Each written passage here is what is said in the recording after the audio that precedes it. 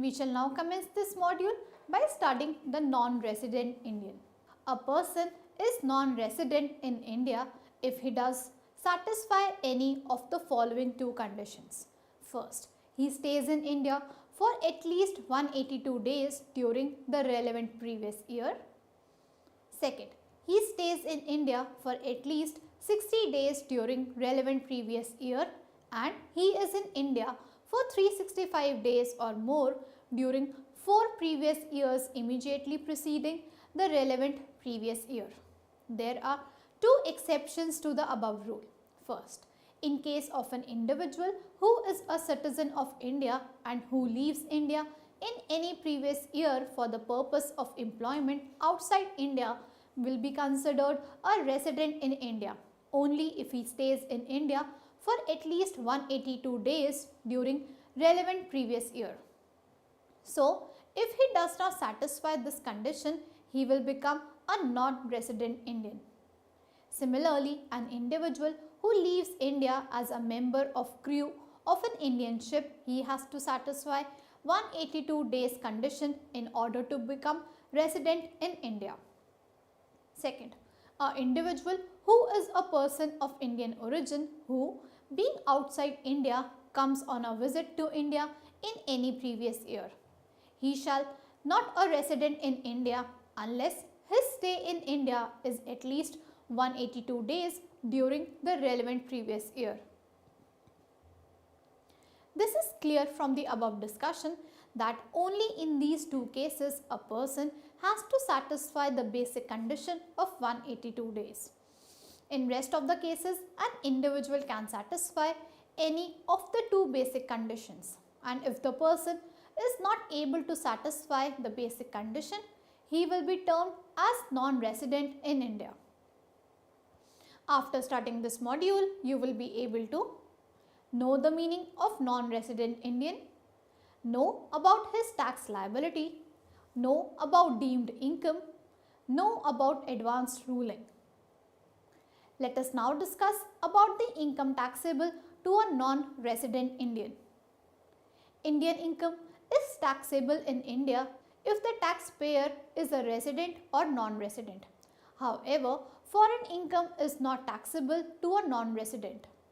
Indian income will include following incomes which will be taxable to a non-resident in India. First, if income is received or deemed to be received in during previous year and at the same time it arises or deemed to arise in India during the previous year. Second, if income is received or deemed to be received in India during the previous year but it arises or deemed to arise outside India during the previous year. Third, if income is received outside India during the previous year but it arises or deemed to arise in India during the previous year. Any income which is not received or deemed to be received in India and which does not arise or deemed to arise in India shall be termed as foreign income and hence shall not be taxable to a non-resident in India. In other words, a non-resident is not subject to tax in India in respect of his foreign income. Moving on to the income taxable to a non-resident Indian. Certain incomes are deemed to accrue or arise in India under Section 9, even though they may actually arise outside India if the taxpayer has a business connection in India and by virtue of business connection in India, income actually arises outside India. So, if income arises outside India because of business connection in India will be deemed to accrue or arise in India. A business connection involves a relation between a business carried on by a non-resident which generates profit and some activity in India which contributes to the earning of these profits or gains. A business connection may arise between a non-resident and resident if both of them carry on business, and if non-resident earns income through such a connection, business connection may take several forms, like it may include carrying on a part of main business of the NRI through an agent. Next, Meaning of business connection as defined in the Act. It includes the profession connection. It includes a person acting on behalf of a non-resident and who performs any one or more of the following.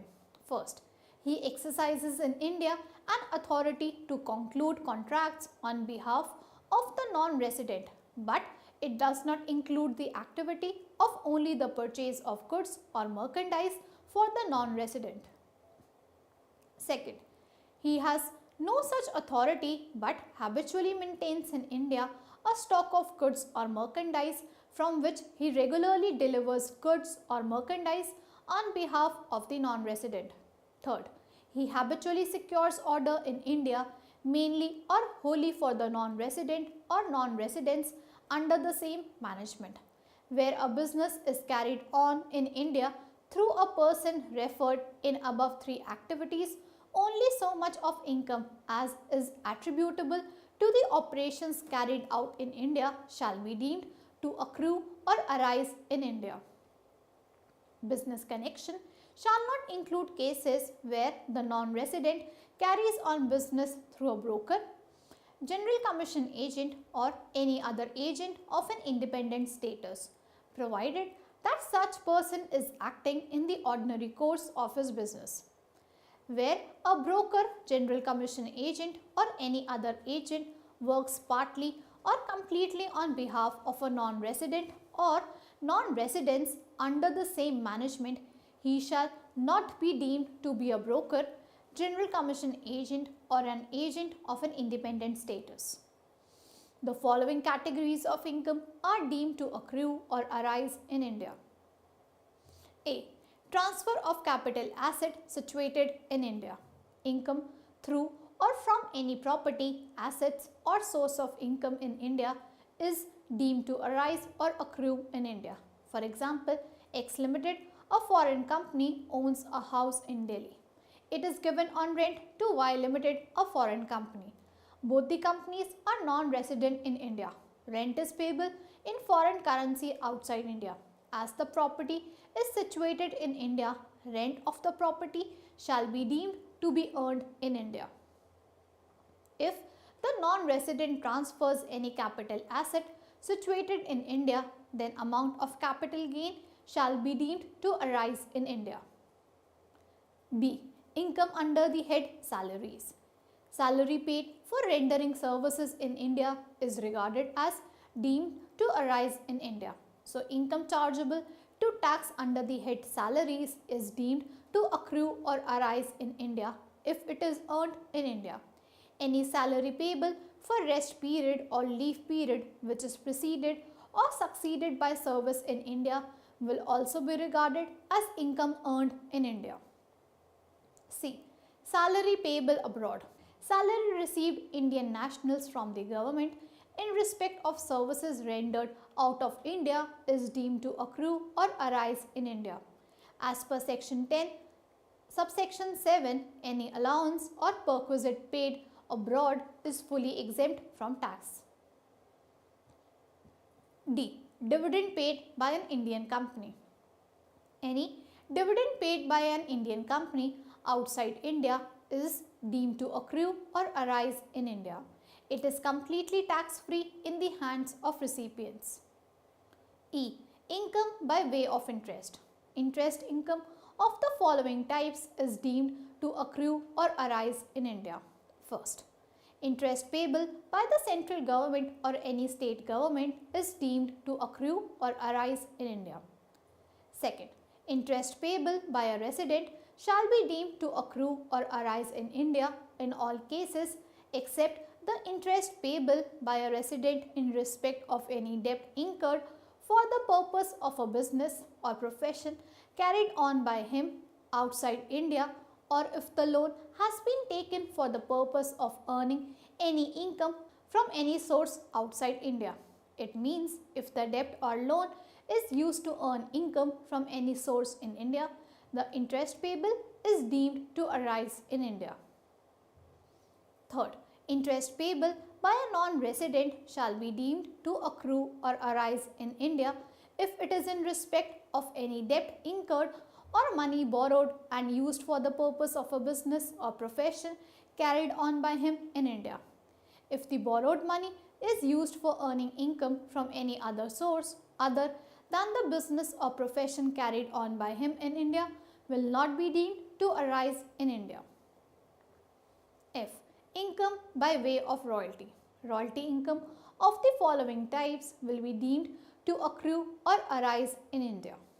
First, royalty payable by the central government or any state government. Second, royalty paid by a resident except when the payment is related to a business or profession carried on by him outside India or to any other source of his income outside India.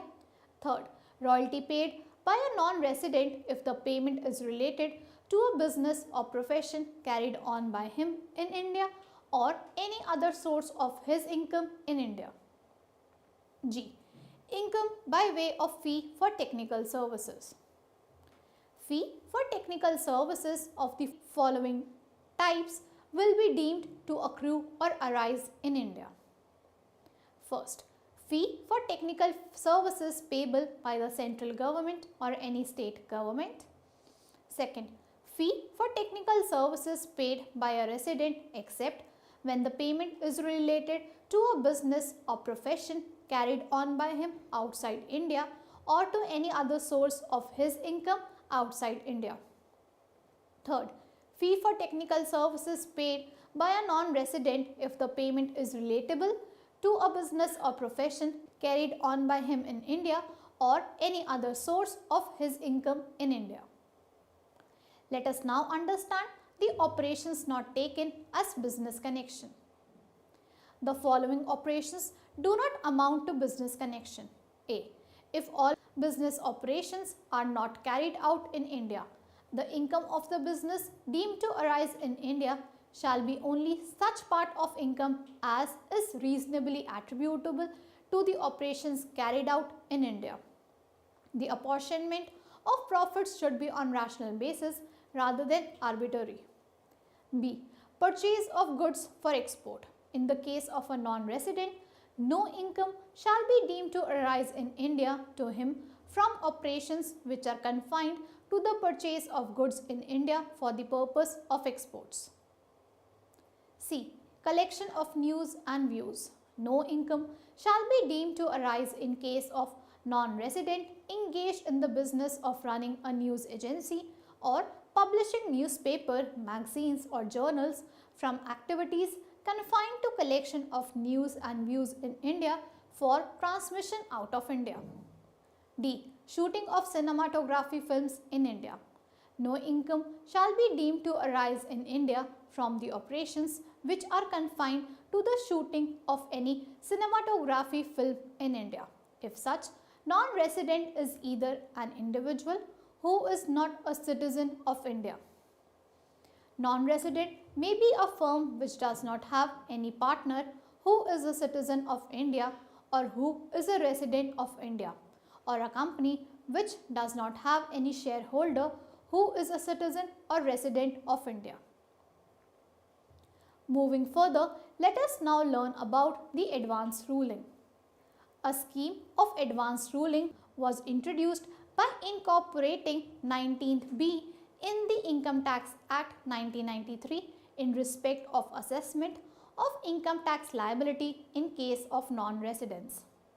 The scheme enables the non-resident to obtain in advance a binding ruling from the authority for advance ruling on issue which will arise in determining their tax liability, so that time-consuming and expensive appeals can be avoided. Such issue may relate to transactions undertaken or proposed to be undertaken by the NRI applicant. The Authority for Advance Rulings Rules 1966 provide detailed procedure for obtaining advance rules. The scheme in the due course of time has been extended to A. Resident application for determining the tax liability of a NRI arising out of transactions entered into by a resident with such NRI. B. Determining or decision in respect of an issue relating to computation of total income which is pending before any income tax authority or appellate tribunal. The advance ruling shall be void if it subsequently found by the authority on a representation made to it by the commissioner or revenue to have been obtained by fraud or misrepresentation of facts. However, on receipt of such representation for rebuttal and reasonable opportunity shall be allowed to the applicant and the commissioner of being heard before passing order declaring the advance ruling to be void. Let us now discuss the procedure for advance ruling. A. An applicant desirous of obtaining an advance ruling under this chapter may take the following steps. A. An application for obtaining an advance ruling under section 245A subset 1st shall be made in quadruplicate. A. In form number 34C in respect of a non-resident applicant.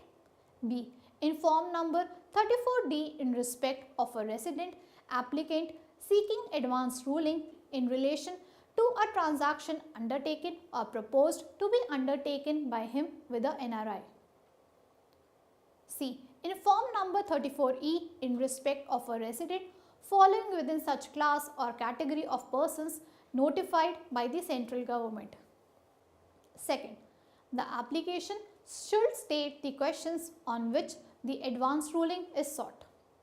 Third, the applications should be accompanied by a fee of Rs 2500 in form of demand draft drawn in favor of authority for advance ruling.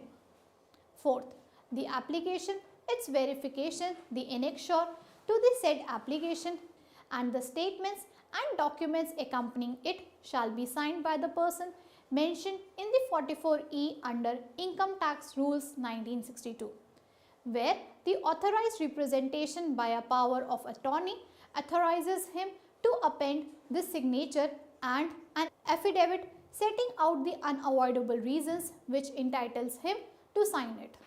Fifth, the application shall be addressed to the secretary and can be submitted either in person or by registered post.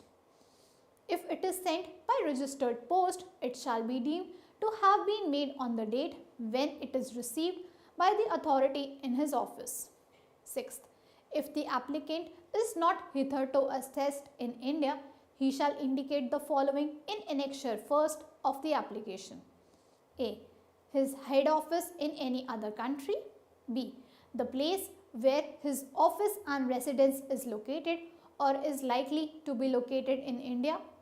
And C. The names and address of his representatives in India, if any, authorized to receive notices and papers and act on his behalf. Seventh, if the application is found to be defective, the secretary of the authority may send the application back to the applicant for removing the defect within such time as he may allow. Such application shall in that case be deemed to have been made on the date on which the application after rectification is submitted. Let us now recapitulate what we have learned so far. A person is non-resident in India if he does satisfy any of the following two conditions. First, he stays in India for at least 182 days during the relevant previous year. Second, he stays in India for at least 60 days during relevant previous year and he is in India for 365 days or more during 4 previous years immediately preceding the relevant previous year. Income tax is taxable in India if the taxpayer is a resident or non-resident. However, foreign income is not taxable to a non-resident. Certain incomes are deemed to accrue or arise in India under Section 9, even though they may actually arise outside India. If the taxpayer has a business connection in India and by virtue of business connection in India, income actually arises outside India. The scheme enables the non-resident to obtain in advance a binding ruling from the authority for advance ruling on issue which would arise in determining their tax liability so that time-consuming and expensive appeals can be avoided. Thank you.